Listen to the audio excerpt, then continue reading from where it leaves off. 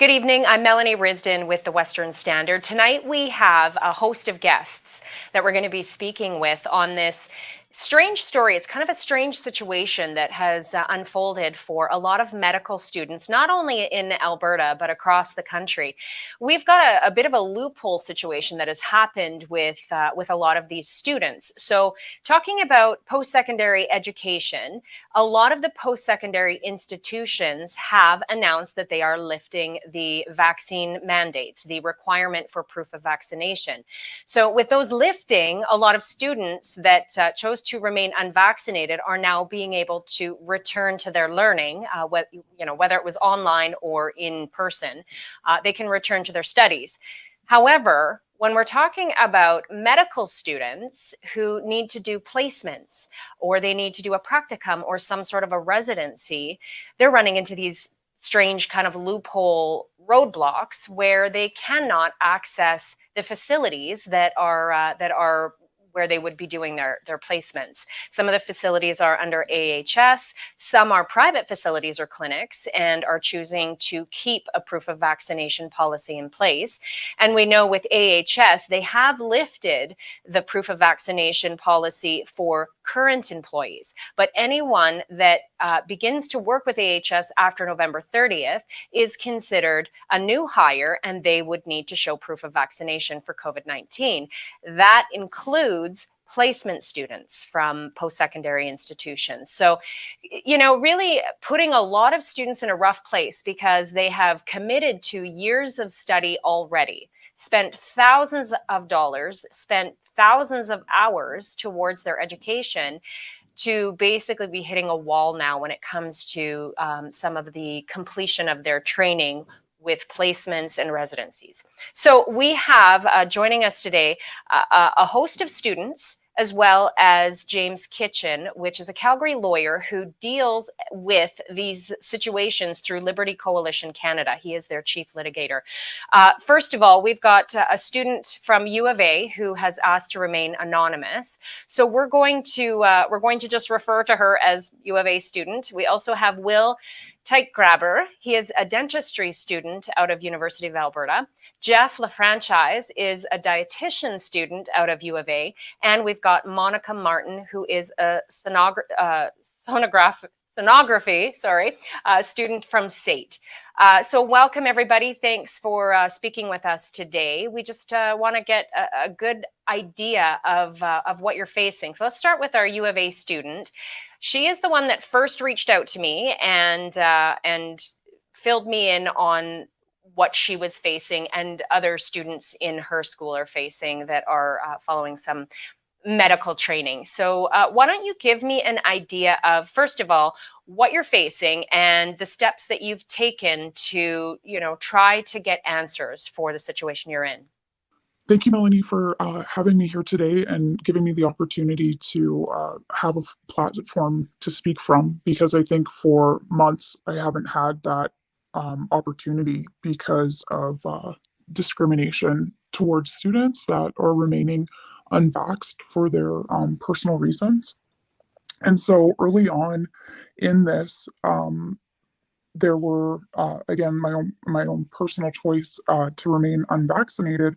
I was quickly told that I may not be able to complete my program based off of the placement hours that I would require for my program, and so this was disheartening because I had worked so hard to get into the program, and I come from a background that is marginalized, and so it it was a huge commitment. I left my home, I left my job, I left, and it was expensive. I had to put up financing to get here. So I felt very privileged. I felt very excited, and going into something that you've been working so hard to achieve for so long, it was just kind of defeating being a couple months in and being told, we don't know if you'll be able to graduate. And and I understood, like,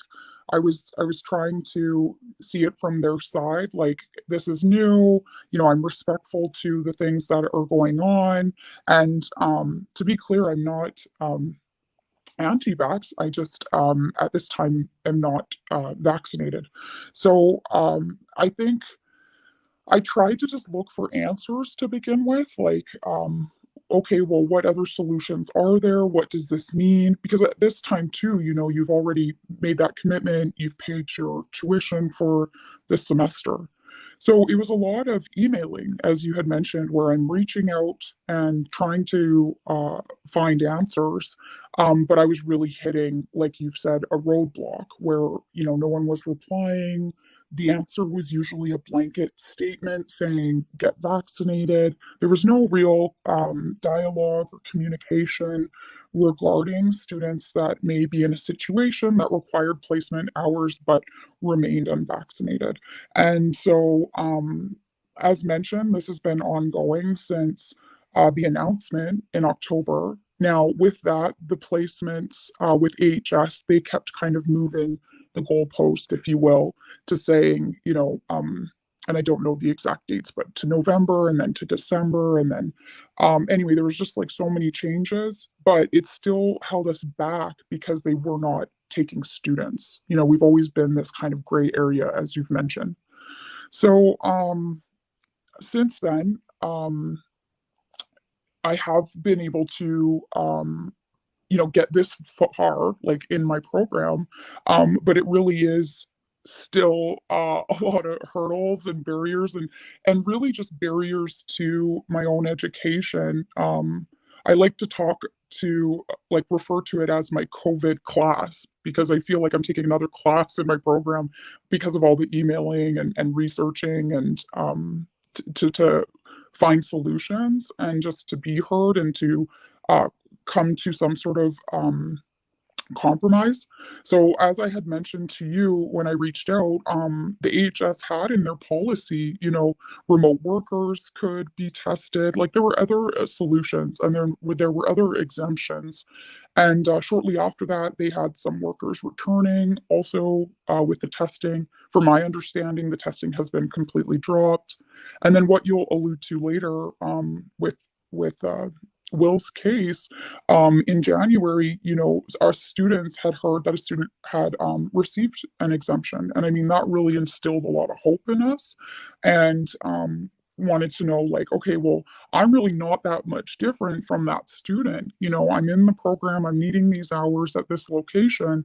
So now, what are the differences between that? Like, why is there differences, let's say, between schools or between faculties, or why hasn't there been kind of a like consistent answer? So I know they have now released their statement and they're saying, okay, we will accept them, right? But it's been a long haul. It's been a long haul to get to this point, with them saying that they will take students who were enrolled, previous to that November date. But I guess, what about all the students who were doing an undergrad with hopes to get into this program? Like, what about the Mhm. students who come after me? So it Well, and really, there, Yeah, and there are a lot of students as well who are in the midst of their education, their training, but they haven't moved into their placements yet. And so the statement from AHS was, if they have not started their placement yet, they would need to they would need to show proof of vaccination if they haven't started their placement as of November 30th. So, I mean, when you're talking about, and I don't know how the years work for, say, a medical doctor student, but I would assume there's a couple years of schooling before you would even hit into a residency. So there's students who have, like you said, invested time and a lot of money. And this is a dream of theirs. I mean, I would assume that this is something you're really looking forward to doing, along with all of these other students that we're going to speak with. And to hit this roadblock that says this is the only way this is going to work, and it's something that you don't agree with, or you, for whatever reasons, have chosen not to be vaccinated, I could see that being very frustrating. And as you said, even when I started asking questions on behalf of students, I must have sent hundreds of emails. I was sending them to the regulatory bodies, whether College of Physicians and Surgeons, College of Nurses, things like that. The regulatory bodies. I sent it to the ministry. I sent it to Ministry of Education. Sent it to the Health Ministry. I contacted even some of the placement clinics and facilities to find out what their policies were. And I can understand the frustration that you students must be feeling, because I never got a real solid answer as to who is in charge. AHS says they are receiving direction from the ministry. The colleges, the regulatory bodies, say they are receiving instruction and direction from AHS. The clinics, even private clinics, are saying they are waiting for direction and instruction from the regulatory bodies. So it's like this passing of responsibility, and nobody's actually focused on the fact that we have thousands, tens of thousands across this country of medical students who are stuck in this purgatory now and are not able to finish their education because of these placement issues. So that's a problem.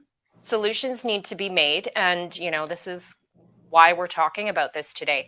What might be interesting is to let's chat with Will for a moment. Will, tight grabber. He is in dentistry, U of A student.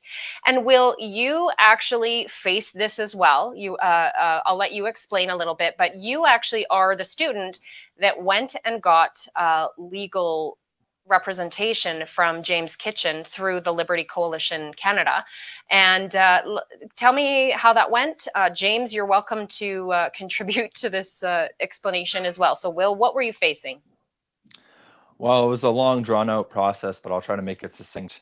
Basically, at the beginning of this school year, AHS dropped a policy, which was about August 31st, I think they said, okay, we're going to be bringing in a vaccine mandate. And at that time, I didn't think I would be subject to it. I thought, okay, well, I'm under the university policy. I'm not an AHS employee, because dentistry, we just lease out of an AHS building, but it's all on dentistry's dime. We're not AHS employees, we just lease.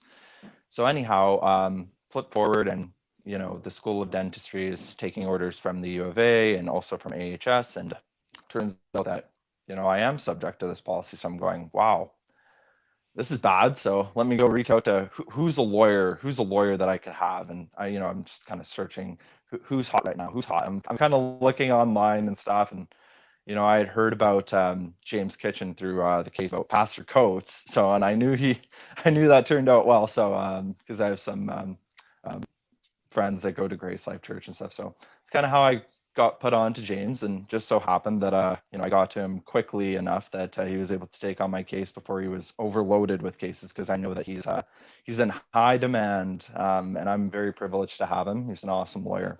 So anyhow, we did go through a series of kind of back and forth with the U of A and AHS, and there was really no movement going on. It was kind of just, U of A deferring to AHS, AHS deferring to U of A, just like you had said, Melanie. I confirm, like, nobody wanted to take kind of control of the situation or be liable for a decision ultimately. So they were all just trying to kind of exonerate themselves from the situation, just not have anything to do with it, and that's what leaves people in limbo. Yeah. So for the longest time, like I was just jonesing for an answer. I was like, where like, what am I going to do? What's the status going to be? Time's ticking for me. It was very critical because this is a time sensitive matter. Had things been pushed out any longer, I might not have been able to finish this year. Thank God that he made it work. Ultimately, what happened was, it was Christmas time, and I was reviewing the AHS policy that got went through, I think, 3 revisions in December 2021, which was wild. That's when they really enforced the policy. I wasn't able to come on campus effective December 1st, so I was kicked out of the program. Went on hiatus. They redrafted their policy, I think, December 13th, and then again just before Christmas time. When I looked at that revision, it was my fiance's dad. He actually had me review the policy, and I read it and I go, this policy says that workers include students, including post-secondary post-secondary students, instructors. Going like, that should include me. So I reached out to James, put it in his in his wheelhouse, and he reviewed it and he goes, yeah, legally you are entitled to return. So, let me reach out to AHS, see what they do. They responded. Ultimately, they weren't going to give a direct answer about it either. They weren't going to say, hey, well, yeah, you're cool to go back. What they gave in return was, okay, this is our policy. Yes, you have rightfully interpreted the policy. You are now responsible to go to your post-secondary institution and confirm whether you're eligible. According to our policy, you are eligible, but that's not our decision. We defer to the post-secondary institutions. This is not something that we're gonna act on. So again, just continuation of not wanting to be liable. So then what happened was I took it to the U of A. They had a vaccine directive at that time. It was in fall and winter. I had a human rights-based exemption based on my Christian faith. I had drafted a 9-page document in fall time, and they had granted me an exemption based on that, and it was extended into winter term. So in theory, I was eligible to return to my placement according to U of A's directive. And the U of A School of Dentistry interpreted it, and initially they wanted AHS to give, the final direction on the trajectory of my case would be, but that's just not how it works. James just told me to go back to the U of A and said, hey, this is what they said. AHS has delegated this task to you. You have to ultimately make the decision. So the onus for post-secondary institution instructors or students is ultimately the post-secondary institution should be ruling on this. It's not AHS any longer. The policy is in effect that does permit anybody with a human rights-based exemption according to the post-secondary institution's policy to return. What's perplexing to me is that now they've dropped all these policies and there's still people barred from their programs. That makes no sense to me. I actually had to kind of hurdle through when these things were in effect. Now there are no barriers, and so who's still stalling my colleagues, my prospective nursing and medicine. And I know a medicine resident who hasn't been able to return to his residency, and I just don't get it. I'm very privileged to be in the shoes that I'm in, but I don't see why these other people can't also join along with me. When I heard about our U of A friend's case, I was just astonished that this is still being dragged out as it is. To make it really short and simple, James and I basically just looked at the AHS policy and acted on it. And the problem in the matter is the people who are supposedly behind these decisions to bar students, they make a flippant or dogmatic statement, and then they don't back it up and they don't respond to people's inquiries, just like you had said. So that's the full circle. Well, James, do you want to speak to that a little bit? Because I think that's part of this strange purgatory, is who's taking responsibility, who's not. Like, what can you say to that? Well, that's the bureaucracy for you, right? I mean, the larger government gets, the more bureaucracy there will be, the less human compassion there will be, the less morality involved in decisions, the more robotic and oppressive everything will become, and the more somebody who, doesn't have the capacity to hire a lawyer to advocate for them, or can't advocate in that extreme stance for themselves, is going to get lost in the bureaucratic mess, right? I mean, it's hard enough for people in their 40s to deal with this, but I mean, to be a student, you get all this pressure. You're figuring out what it means to be an adult, and you've been told at least a good chunk of your life that people actually do, care somewhat about what happens to you or what happens to other human beings, and so it's a bit of a mental shock to run into all this, complete and utter hypocrisy and lack of compassion. These people just don't give a damn what happens to you, especially since you're one of the undesirables, you're one of the unvaccinated. Well, I mean, you're just, as far as they're concerned, of course, they'll never admit it, but they would just wish it would go away anyways. So, it's a real mess. And this is the human cost of embracing big government. This is the human cost of the modern administrative state, where the government controls everything through a bureaucracy and through people that have lost any sense of morality or human decency. I'm used to that. I'm rather cynical. I mean, every day I deal with government treating people like dirt. That's just what I do as a litigator. So I sometimes forget how shocking it is as a regular person who thought the world was a decent place, to encounter that and to be stuck in it as the victim. So with Will's case, I got involved and I did what I normally do in any case, and I beat down doors and I send emails and I send letters, and I get very candid and sometimes rather nasty in the things I have to say, and a lot of times that does eventually produce results. Just sort of like the old woman that kept going to the unrighteous judge, and there's an Old Testament story about this, and eventually she got justice, right? Because she wouldn't leave him alone, and he was unrighteous as a judge, but he wanted to be left alone, so he gave her justice. A lot of lawyering is actually like that, which is awful, really, but that is how our world works. So that's part of what happened in Will's case. The other part, though, I want to make sure people know, Will and I benefited from a conglomeration of efforts in the late fall to push AHS and eventually the minister to stop all this nonsense, right? The constant lawsuits and threats of lawsuits and demand letters from various lawyers in Alberta, I think did have an effect. Mine was only one small effort amongst that. There was Jeff Rath and the Justice Center and Leighton Gray and all the rest of them, right? Because Will wasn't the only person that had went and hired a lawyer to do this. Probably one of the only students, of course, because poor students, they don't have the means. But and that's where I try to come in with somewhat lower rates for people like that. I have had a lot of student clients, and that was actually something I set out to do in the fall, was to help students, because I knew pretty much nobody else would or would want to. So when AHS, just to go back a little bit of recent history, AHS moved their policy 3 times, Yes. the enforcement of it, back, right? And I always tried to say, when I had an opportunity to say it in the media, like, look, this is politically how it works. Right? Are these deadlines being moved because of science? Obviously not. They're being moved because of political pushback, right? So keep pushing. You may have no impact, and sometimes we haven't, but sometimes we have, and that was an example of it.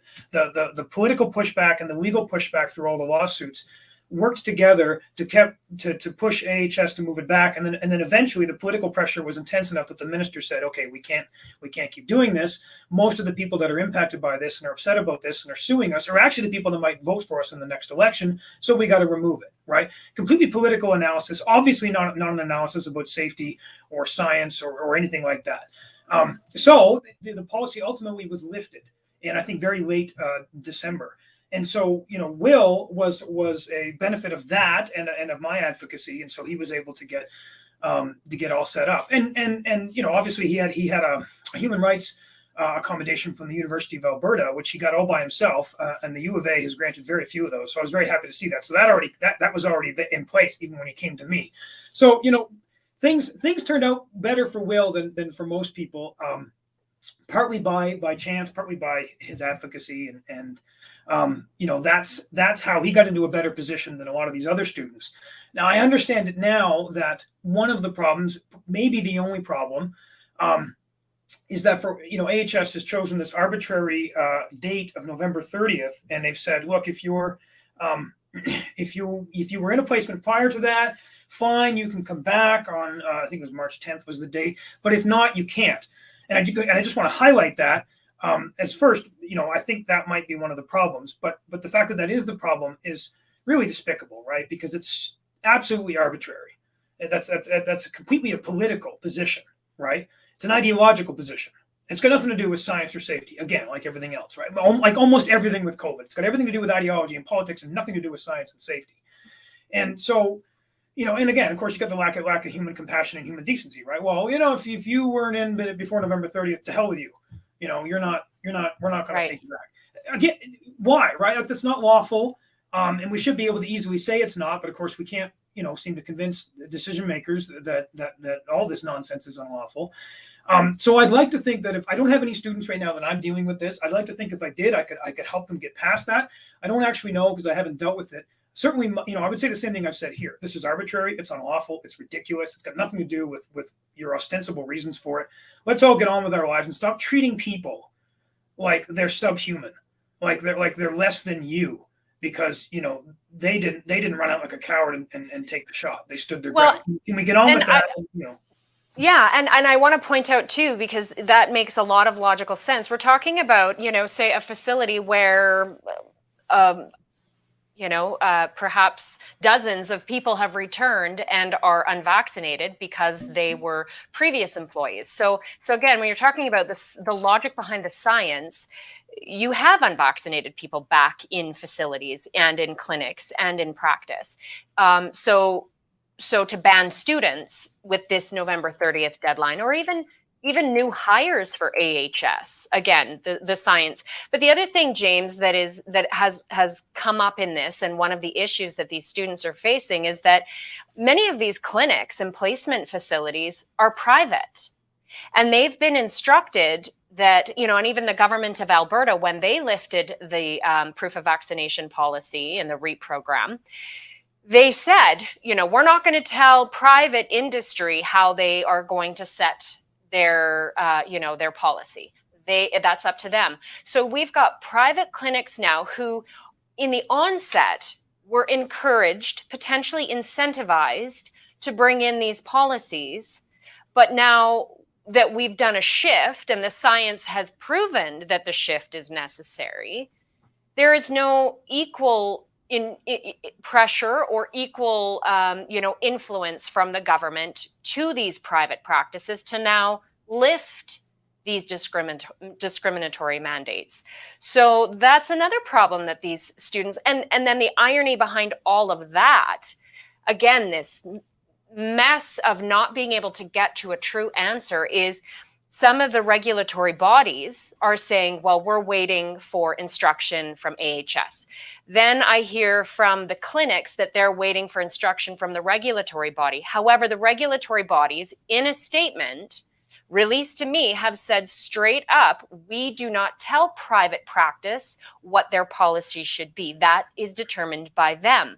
And I will tell you this as well, I even spoke with placement clinics under the AHS umbrella that were unaware of the new AHS policy with the November 30th date. So I had to inquire, are you telling me that there has been no communication from AHS to your clinic, as to what things need to look like moving forward?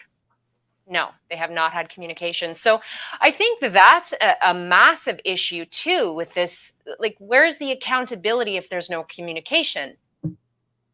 We have to remember that AHS is only doing is only insofar as they have lifted mandates. They're only doing so because they're being told to do it by the minister, right? Which they begrudge, which they can't stand that. Okay, so it's like a child being told by a parent that you have to clean your room. Well, if that child is not actually wanting to be obedient and be decent, then instead of actually cleaning the bedroom, they'll just shove stuff where it can't be seen. It's the same thing here, right? AHS is ideologically motivated. That's their primary motivator above everything else. Okay, so when a political actor comes in and tells them to do something for political reasons, and they politically disagree with it, they hate that. And so, they're going to respond in a begrudging way. They're not going to respond in a good faith way, right? So they're going to do what they absolutely have to comply, and no more than that, right? And so the lack of communication and the lack of trying to help people and all of that is just reflective of their general attitude, right? The general attitude of AHS is, we are ideologically married to this. We will do it as much as we possibly can, unless somebody who actually has the authority to tell us to stop does. I mean, ultimately, that person is only the health minister, right? And for better or for worse, politics actually went in our favor that way. Where political decision makers who are actually supposed to make decisions based on what they think is best for the people stepped in and did something. So the behavior of AHS since the beginning. I wouldn't say at the beginning. There was a little while I think AHS was actually operating in good faith, but it didn't take long before the power went to their heads and they became drunk on it and have just acted like tyrants, since probably about the summer of 2020. They can't bring themselves to be humble, and to actually care about people and to actually follow the real scientific evidence. It's become ideology, it has become control, and we're still seeing that now. And so you're going to continue to see obfuscation and frustration on their end with people that aren't doing what they ideologically want, even though the minister has told them to back off. And this is where you see it, right? And it's frustrating to watch. I'm used to seeing it, but it is frustrating to watch and shocking if you're not used to seeing it, right? Well, and you're right when you're talking about some of these students. I mean, most students who we're talking to today are young. Jeff LaFranchise, he is a dietitian student at U of A. Jeff, why don't you tell us a little bit about your situation and what you've faced through this? Sure. Well, thank you for having me. So yeah, kind of like everybody else's story. Trying to complete my placements and only available through Alberta Health Services, or so I've been told. And it's just been, difficult facing all these pushbacks. I've been relatively patient with it and optimistic. Back in October, I was in Lethbridge, and, nearing the end of the month, didn't know if I should tell my landlord I need to stay a month or if they're going to push it back. So just really stressful, but, got my November placement done. I was supposed to have another 3 weeks in December, but unfortunately, when the mandates came into effect at the beginning of December, I was unable to complete that. But luckily, I was able to come home and spend some time with my wife and newborn child. So that was kind of a blessing in disguise. So that's been kind of good that way, but just difficult wanting to complete, like my degree, just like everybody else. Spend lots of time and money, trying to get this thing done. I have three months left, and that 3 weeks I didn't finish in December is left to complete my placement and my placements, and it's just been just relatively difficult to deal with all the pushbacks that they're giving us, and for they're not based in any scientific reasoning, like it's kind of been stated. It's really just it's kind of just doubling down on their policies. They just kind of save face, a little bit of cognitive dissonance, perhaps. They just don't want to accept the reality that faces them, and yeah, just been very difficult. That's good insight, Jeff, though. It really is, this idea that doubling down on a policy that I think logically has shown that whether you are vaccinated or not, you are catching, you are carrying, and you are spreading COVID-19. So at the end of the day, I mean, if people want to keep testing policies in place, okay, but when we're talking about, sort of this discriminatory policy that says you as an unvaccinated student are unsafe, scientifically unsafe compared to somebody who is vaccinated, I think the social construct, the social responsibility behind the original idea of the policies has got to be reviewed at this point. So Jeff, where are you at with your placements then? Are you able to press through with them, or where are things at for you? Well, I've made contact with my program director, my internship lead, and unfortunately they don't advocate very much for us. Going back to, I had a few meetings back in October with them, and I pressed a question on what has the school been doing for us, what have you, the program directors, or others been doing for students in this case, and basically the answer was that Alberta Health Services calls the shots. They're their own business. They can make their own policies, and we're in no position to make any demands of them. And I was, I'm obviously, businesses can make their own policies, but you as should be advocating for us as students in some form, because we do provide them with workers and things like that. So it is a relationship that goes both ways. And the university was just very much not willing to, or that they were told me when I questioned them upon it, they said they had no right to question Alberta Health Services and their policies in regards to helping us out as students. Kind of, we just were at their whim. But right now, as of last week, when I emailed my director, she said, we're waiting for Alberta Health Services to tell us more. They don't know what to do with students now. Just hang tight, be patient, and I'll get back to you. And it's kind of also been frustrating because I've questioned her. There's been some placements that are through the university and not through Alberta Health Services, and they refuse to answer my questions on if I can complete them through the university because, their mandates have been dropped, So It's been rather Right. difficult. Now, I did reach out to U of A as well. If you haven't seen it yet, this was the statement that I got from U of A. We are working with students impacted by changes in health and safety regulations to ensure that they can take part in the experiential learning component of their respective programs. Students are subject to the rules of the organizations holding their practicums, clinical placements, and residencies. If an organization requires students to be vaccinated, they would need to either follow that rule or work with their home faculty to see whether their placement can be held in a different location. And really, yeah, my request to U of A was, how are you helping the students? What is the U of A doing to advocate for the students? Because U of A is responsible on their side of things for building these placement relationships and partnerships with private industry clinics and whatnot, but also AHS based clinics. So again, it's this, it often feels like this, well, it's not up to us, right? And then it's dismissed or deflected.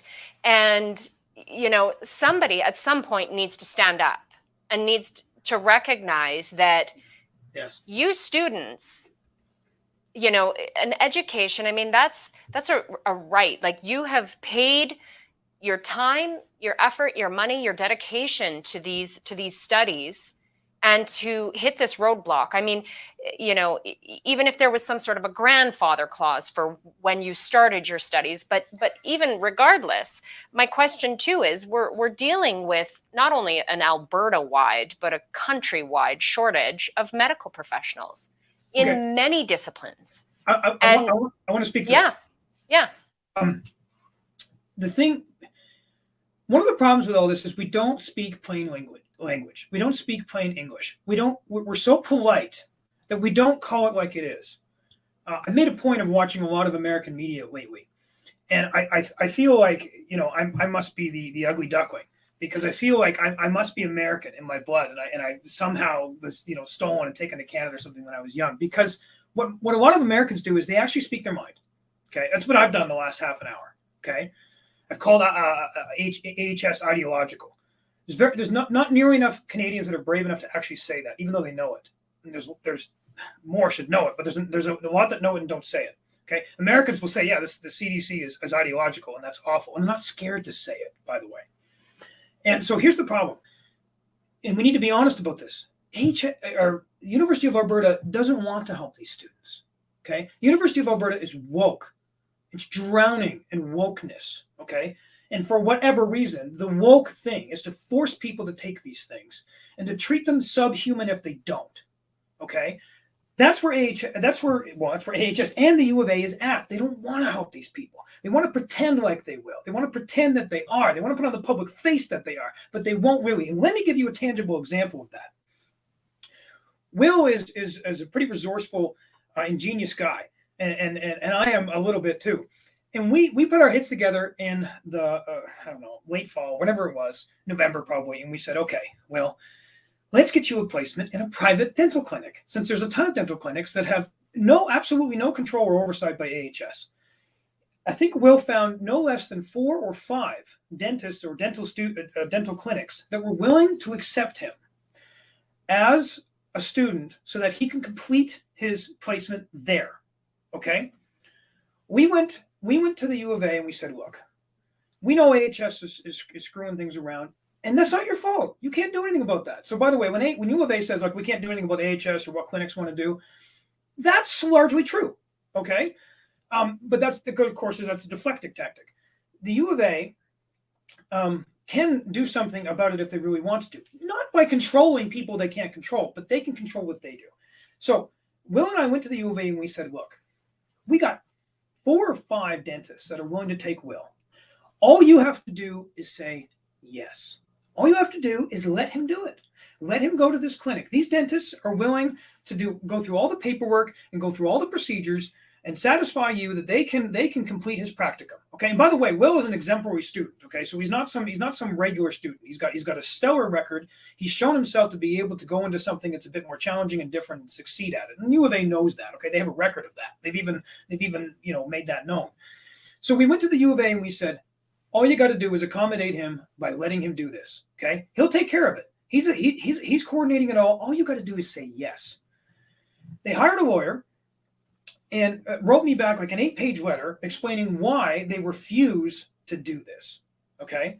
All they had to do was say yes, but they were determined not to, because they don't really want to help Will, because they agree politically, ideologically with all of this nonsense. They agree with oppressing people like Will. They don't want to help him. They just want to look like they're helping him. It's the same virtue signal crap with all this other stuff, with helping minorities. Right. Well, we'll help the popular minorities, but not the unpopular minorities.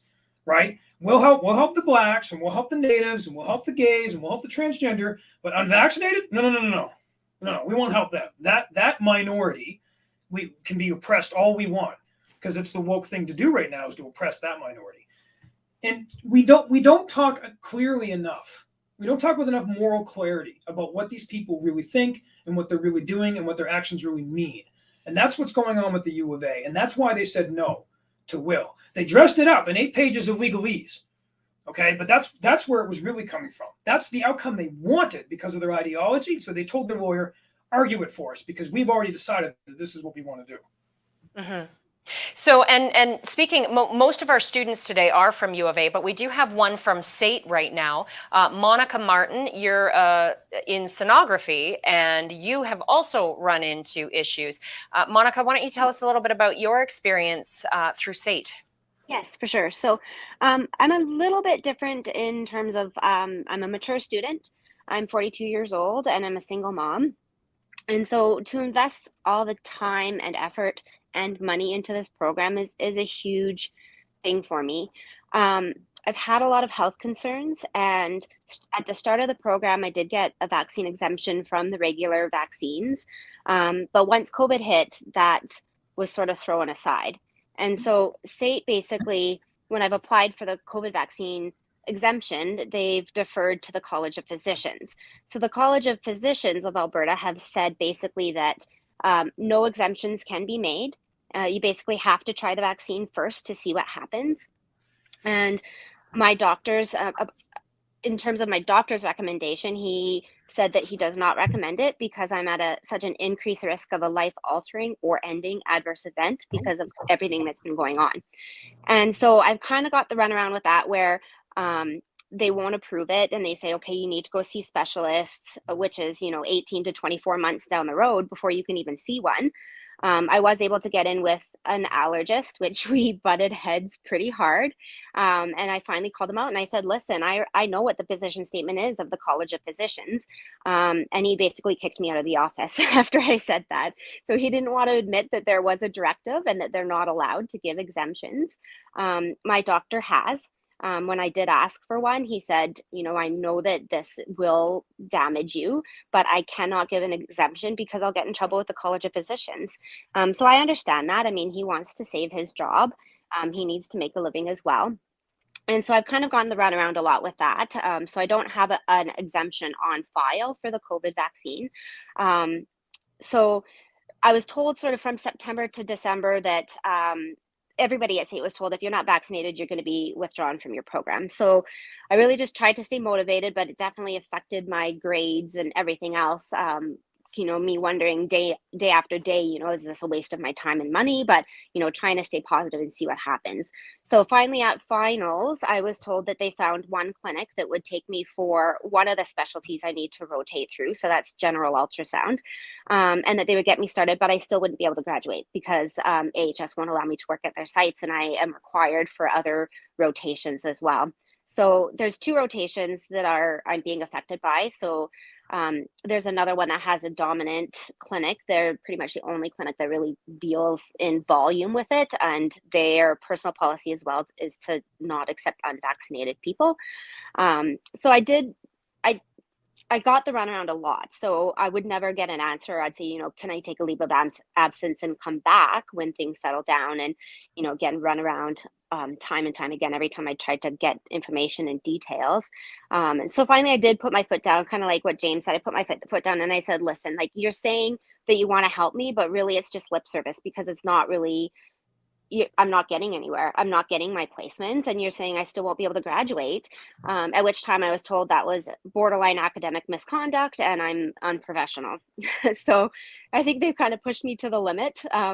And so I've been in my general rotation, but I still, like I said, I still have 2 other specialties I need to rotate through. They are trying, I think, they said that they've been contacting different clinics to see if they've changed their policies. And so I've got a meeting on Tuesday, but they do say I still need to rotate through hospitals for one specialty for sure. So that's going to be a big roadblock. And then also in terms of my studies, without rotating through the hospitals, I'm just not getting the well-rounded experience that I need, because you see different things in the hospital versus the clinic. So that sort of, is affecting me as well, right? I'm just, like I said, you just see completely different pathologies and stuff. Right.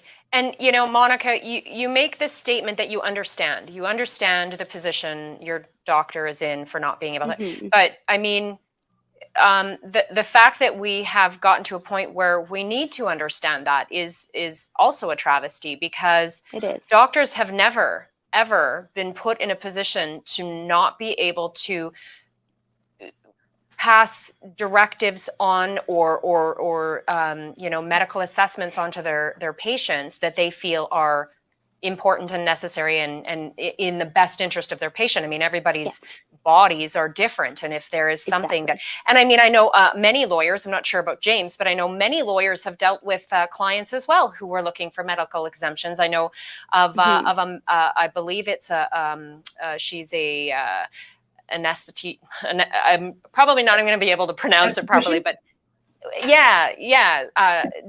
Dr. Moser, who would also, same situation as you, Monica, would also be in a situation where she would likely have a life-altering or life-ending reaction to the vaccine, but was not granted a medical exemption based on this idea that, well, you need to try one first in order to see if it will kill you.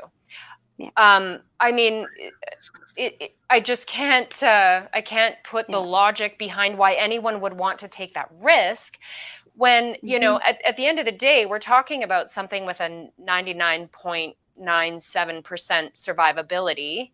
And again, the science has pointed very clearly to the fact that vaccinated or unvaccinated, we are susceptible to catching and spreading.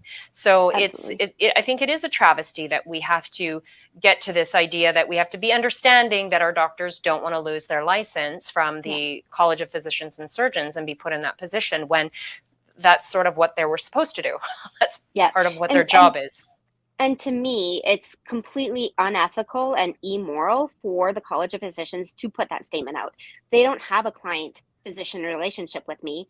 They don't know my medical history. You can't just blanket statement that everybody has to try it. It doesn't make sense.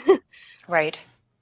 So we, basically the idea behind talking with you all and having everybody comment on this is to really just grow an awareness. I mean, there is a lot of talk right now that, well, what's the big deal? The mandates have been lifted.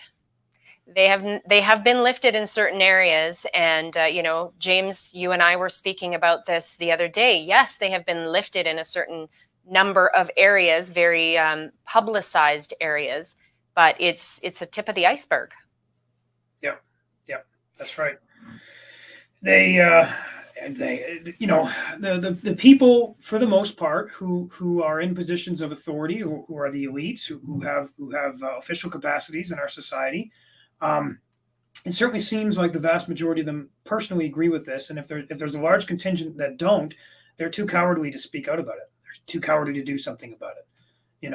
There's not nearly enough of the Randy Hilliers or the Dr. Nagasi, I think his name is. People who are actually politicians, bureaucrats, physicians, elites, they're too cowardly to speak up. If there actually is a contingent that disagree with all this and have the moral clarity to see it for what it is.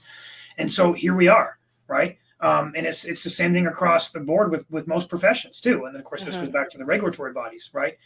Every time I speak out, and the few other lawyers that also speak out, we have to wonder where is that threatening letter from the Law Society going to come, right? How much can we actually talk about what we know is going on? This is the problem: is that either the professionals themselves don't want to speak up or actually think this is good, or they're just too scared of the regulatory bodies, because the regulatory bodies have way too much control, which is something that we just don't talk about in this country. I've learned over the last 6 months. There seems to be pretty much nobody besides me and maybe a couple others that are actually talking about the problem we have with tyrannical regulatory bodies that have way too much control and power that we've slowly, unconsciously given them through these huge pieces of legislation over the last 10 or 20 years. And now, this crisis, the civil liberties crisis, comes along, and almost nobody realizes that we've given almost godlike powers to regulatory bodies and regional health authorities like AHS. That's not okay. We look at all the suppression of minorities and this tyranny and the destruction of civil liberties. And well, why? What? I can tell you why. When you give more control, and I know this is very philosophical, 40,000 feet, but it's true.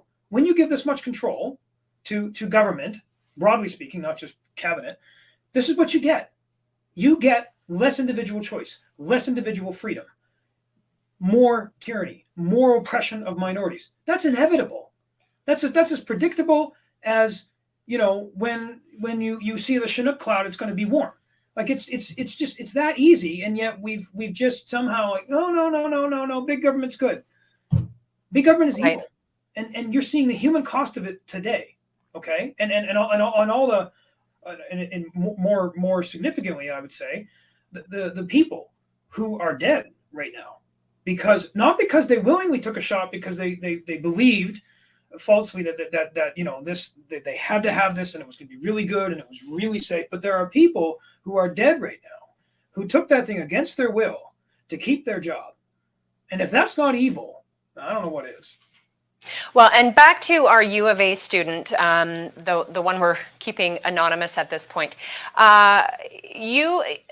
Tides are changing. We are starting to see some movement, as per Will's case, being successful in being able to move into and through his placement. You were mentioning that you know of a nurse that was able to get placement hours. Yes, thank you, Melanie. So the student I know that's in the Faculty of Nursing received an email yesterday regarding the change in the mandate and was told that she will be accepted into, her placement hours with AHS. So this was a huge relief for her, and something that she's been really striving for the last few months. And, we've been in contact regularly just to really support each other, and really be there for one another through this stressful time. She had actually connected with me through another student because she just felt so alone and discriminated against in her program. So we really have been, going through this together. I think it's made us very understanding, empathetic to people who are going through this. And I do want to mention this just quickly, is there are students too that received the shot so they didn't have to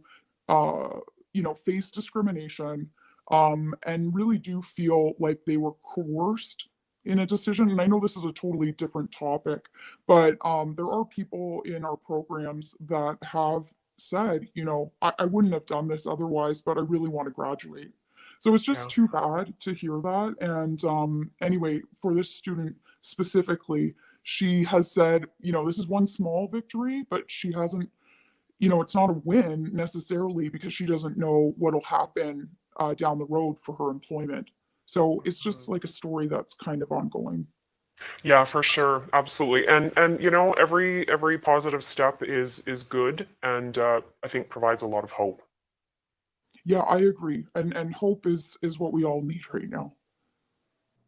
I think you should say something about the fact that this University of Alberta student, I don't think she's paranoid, by the way, in wanting to hide her identity. Well, I can understand why somebody would want to hide their identity right now. I mean, she is working through trying to get help from her post-secondary and trying to, the placement coordinators and whatnot. And so I can understand. That would feel a bit dicey and not wanting to make anybody upset or angry or draw any negative light to it. But at the same time, I mean, if you don't stand and be heard and discuss these things, then people really just don't know they're happening. That's right. Yeah. And that's just it, right? Corruption festers in the darkness, right? Light is the best disinfectant, right? The only way you maintain a society that's worth living in is by constantly scrutinizing it. Yeah, right? We don't do that in Canada. Well, and there has to be an accountability. And let's be honest, the media has dropped that ball a number of times for quite some time now. So, I mean, there is movement happening.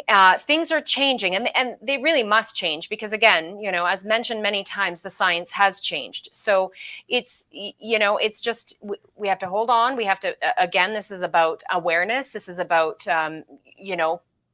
bringing it into the light, and asking for accountability, asking for who's going to take responsibility for this, who's going to do something about this, and not relenting. And I can see, James, why you are extremely busy with supporting students, but also many others. Tell me just a little bit, let's talk for just a second about Liberty Coalition Canada, which is who you work through to support Will, and then we'll wrap it up because I know we're it's been a good long talk for everybody. So just very briefly, Liberty Coalition Canada is the organization that basically, like it sounds, is trying to bring liberty back to life in Canada. And that's why that word is specifically chosen, because that word captures, I think, better than any other word in the English language, the idea of individual freedom and, human flourishing that comes through that. Because if we're apparently all about making the world a better place, then that means we're about human flourishing. And that happens more in a context of individual freedom than anywhere else.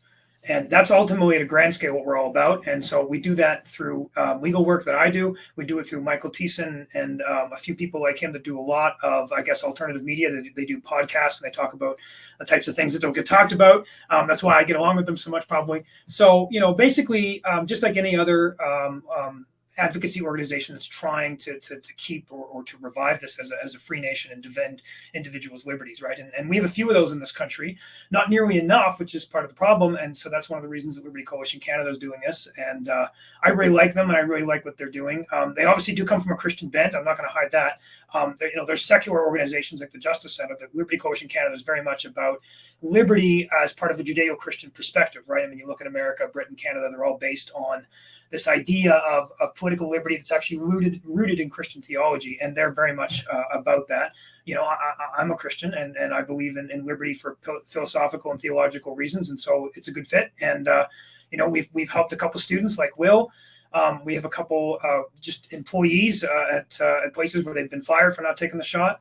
We're helping Dr. Wall, the chiropractor, who's facing discipline because he didn't wear a mask, even though he has a medical exemption. We're picking cases where we can try to halt the advance of tyranny against people who aren't getting represented right now, like students and professionals. Those are people that are not getting enough attention, I would say, in the country as far as people defending them on a pro bono basis. So that's what we do, right? We raise donations. That pays me. I charge a discounted rate. And so we're able to help people like Will, who doesn't, have $10,000 in the bank to litigate a case, right? And that's a really, really, really important thing. If you don't have public interest lawyers doing discounted or pro bono work, you can say goodbye to your civil liberties in your country, unfortunately. And that's one of the reasons why they're not losing it as quickly or as badly in the United States, is they have more people like me that are, standing in the gap against the forces of tyranny. Well, agreed. And agreed that this is a situation where I think a lot of people have not reached out for support because they don't feel they can afford it. They look at the human side of this and how it's impacting people that are trying to get their educations and move into an industry where we so need you, where we so need people, bodies. We need, where we have a shortage, a huge shortage across Alberta and the country for medical workers. And so here's hoping that this helps. Thanks so much, very much, for all of you joining us today to discuss this. Thank you. Thank you very much. Thank you, Melanie, for holding this. Thanks to you, Melanie, for trying to shine a light.